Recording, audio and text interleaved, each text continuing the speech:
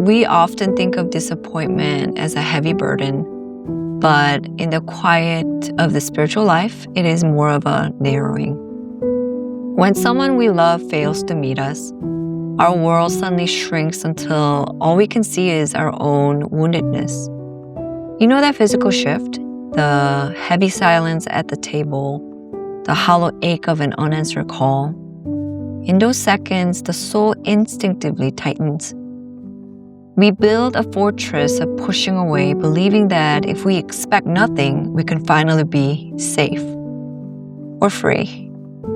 But there is a tragedy in this protection. The more we harden the outside to stop the bleeding, the more we suffocate the life within. We end up safe, yes, but we end up alone in our own poverty.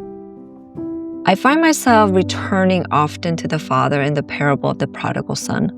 The scripture tells us that while the son was still a long way off, his father saw him and was moved with compassion. This means the father was watching, he was waiting. If he had let disappointment turn into bitterness, I don't think he would be there. He would have bolted the door and stayed inside. He had every right to demand an apology, yet he chose a vulnerable wait. He didn't just sit in the sting of betrayal. He looked behind the pain and saw a holy longing for his son's restoration. Disappointment is a cry about what is missing. Longing is a prayer for what is yet to come. The Father's run towards his son reminds us that God's love is not a reaction to our behavior, but a constant reaching out to our hearts. Healing begins when we stop fixating on the jagged brokenness of the moment and start noticing the sacred longing underneath it. When that familiar sting hits, when you realize this person simply cannot meet you in those deep, quiet places, try to just stay still.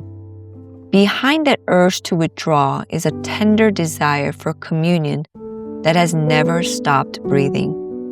You cannot tell your lungs to stop wanting air, and you cannot tell your soul to stop wanting to be known. This persistent ache is not a mistake. It is beautiful proof that you are spiritually alive.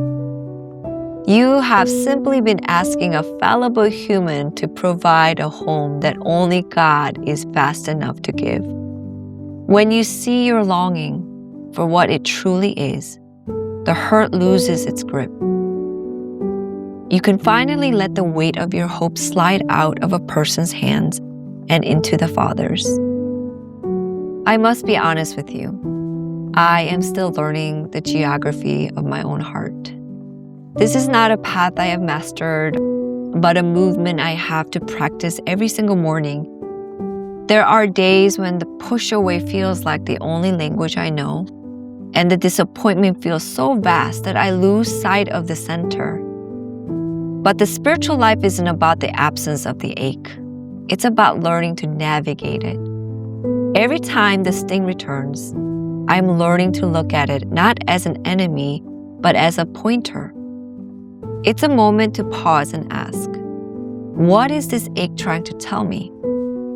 It is an invitation to steer my heart back, once again, to the only love that is stable enough to hold the weight of my life. Ultimately, we are learning how to anchor the soul in a way that doesn't depend on the shifting tides of another person's heart.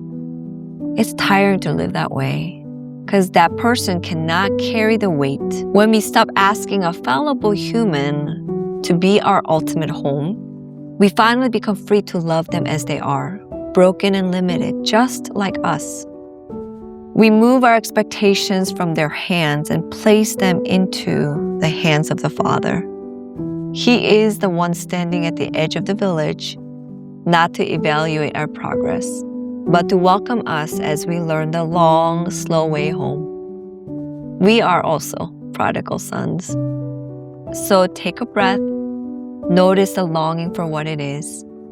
You are learning to navigate your way back to the truth that you are beloved, and in Him, you are already home. This is something that I had in my mind today and just wanted to share with you. I don't know if there's somebody out there who has similar thoughts like I do. I'll find out. I pray that you are going to have a great day, and I will talk to you soon. Bye.